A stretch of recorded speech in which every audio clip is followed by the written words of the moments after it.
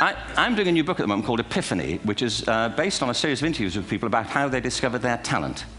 I'm fascinated by how people got to be there.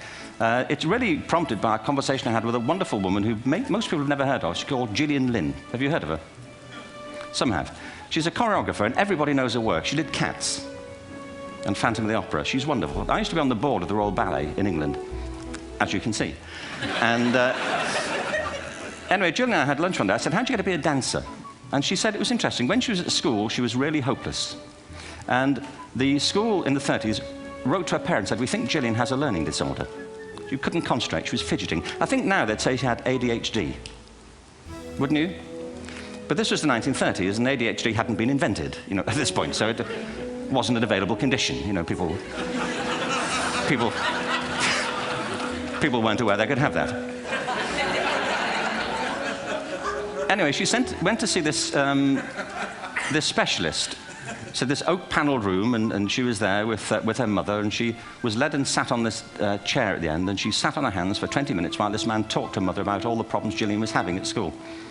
And at the end of it, because she was disturbing people, her homework was always late and so on, little kid of 8, in the end, the doctor went and sat next to Gillian and said, Gillian, I've listened to all these things that your mother's told me. I need to speak to her privately.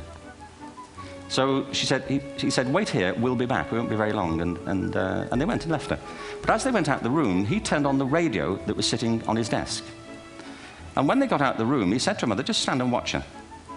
And the minute they left the room, she said she was on her feet, moving to the music. And they watched for a few minutes, and he turned to her mother, and he said, Mrs. Lynn, Gillian isn't sick. She's a dancer. Take her to a dance school. I said, what happened? He said, she did. I can't tell you how wonderful it was. We walked in this room, and it was full of people like me. People who couldn't sit still. People who had to move to think. Who had to move to think. They did ballet, they did tap, they did jazz, they did modern, they did contemporary. She was eventually auditioned for the Royal Ballet School. She became a soloist. She had a wonderful career at the Royal Ballet. She eventually graduated from the Royal Ballet School, found her own company, the Gillian Lynn Dance Company, met Andrew Lloyd Webber. She's been responsible for some of the most successful musical theatre productions in history.